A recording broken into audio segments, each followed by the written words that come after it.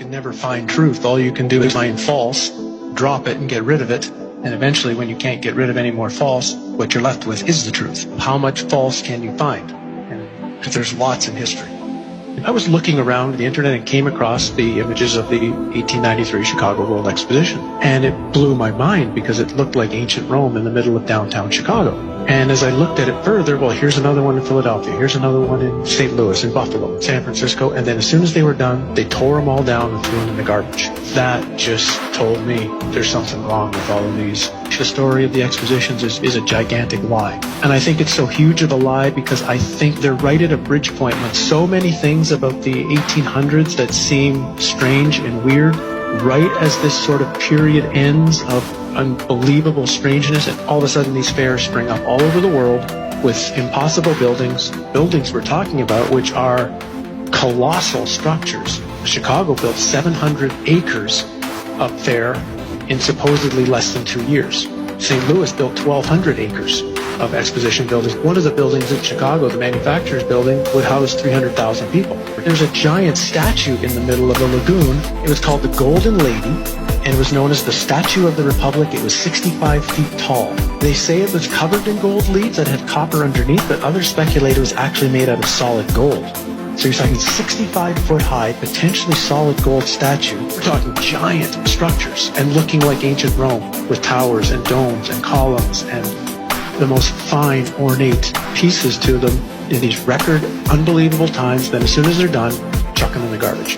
Like Jackson Park is a swamp. So supposedly they had to drive down tens of thousands of wooden stakes in order to support the weight of everything. They dug out massive lagoons, lakes. They had a canal system that ran through the entire exposition. They also had an above-ground electric train. An electric train, well, where's the electricity coming from? That's running around the park. They had a moving walkway down by the shore. Not enough people are asking, where does this technology come from? Just to frame it, if I'm not mistaken, the Chicago Fair was the first time people had seen electric light. Tesla's the one who got the electricity contract for the Chicago Exposition, and it was certainly more than all of the lights anyway that were in New York City at the time were at the Chicago Exposition. Now, it must have been mind-blowing for most of those people who had only seen gaslight or candlelight at night to see that city lit up in such a way. Again, count the way since 1901. We are told, whether it's true or not, the idea of being able to electrically do anything hasn't been around that long. And this fair is bizarre. This is supposed to be Tesla's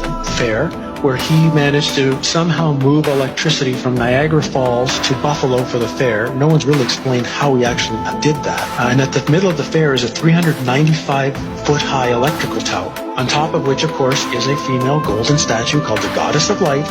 And this thing was lit up by, some suggest, 500,000 electric light bulbs. Again, when you look at the photos of this thing, it's just, where do they really get the power from? I mean, think of what it would take today if you had a place with no electricity and no way to pipe it in, the generators that would have to be built.